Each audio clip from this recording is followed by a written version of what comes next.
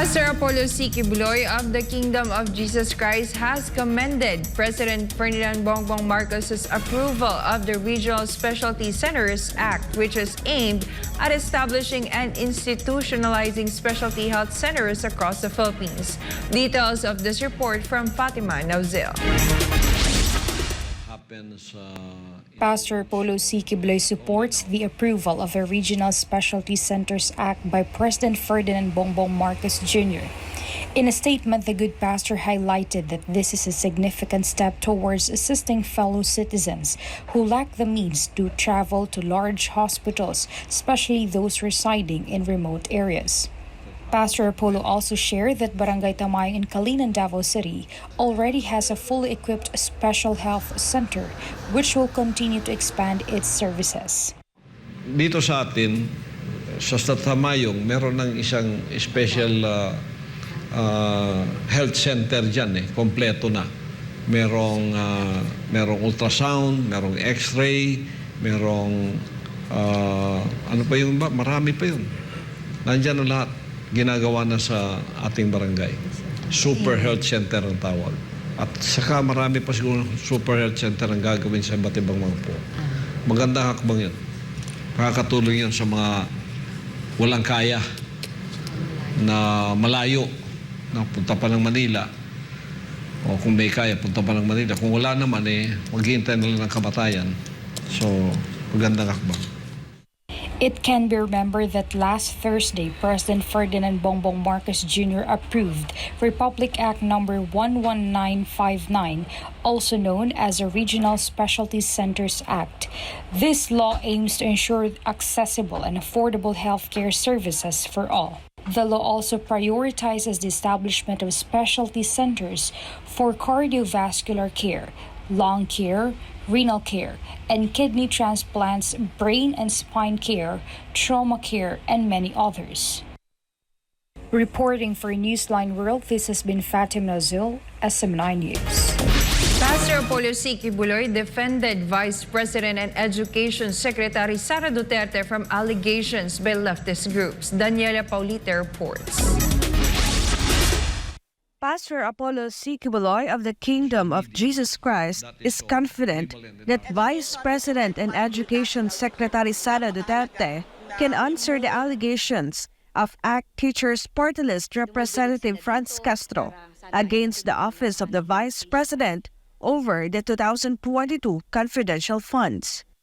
To recall, Representative Castro said that the office of the Vice President spent 125 million pesos confidential funds in 2022 without congressional authorization.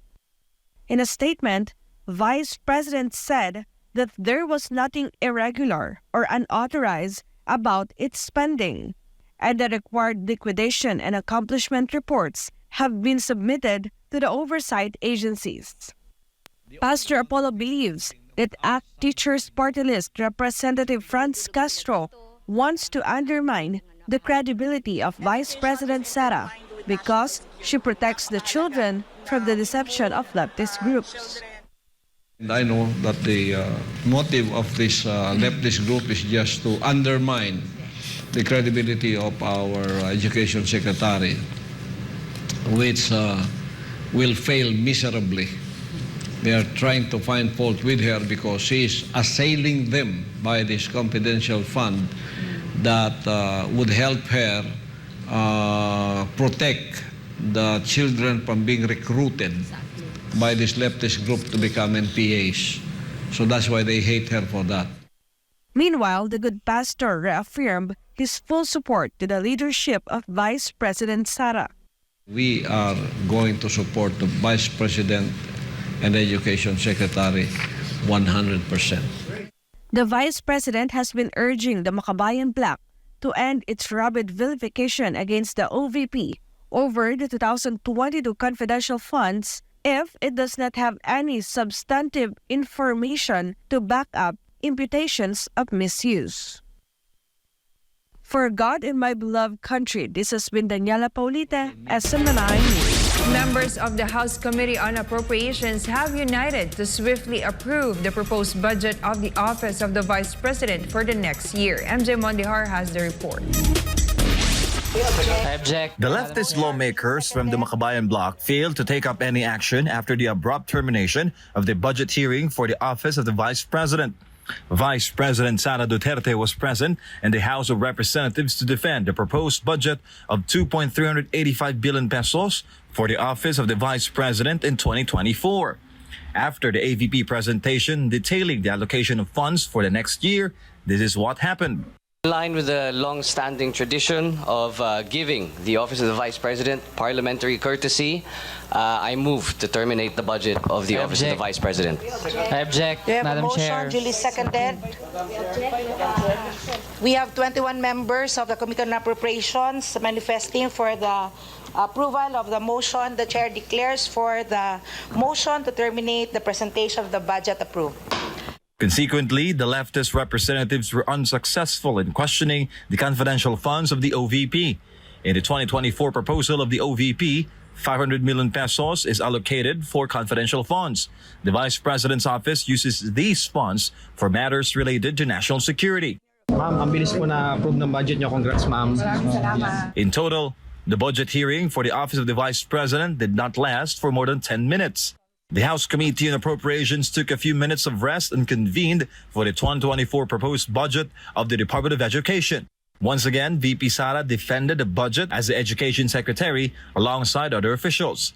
The next year's budget for the education sector is 924.7 billion pesos, a 3.3% increase from this year's 758.6 billion pesos. VP Sara admits that the funding needs to address the rising numbers of students. Thus, they have two strategies to address this.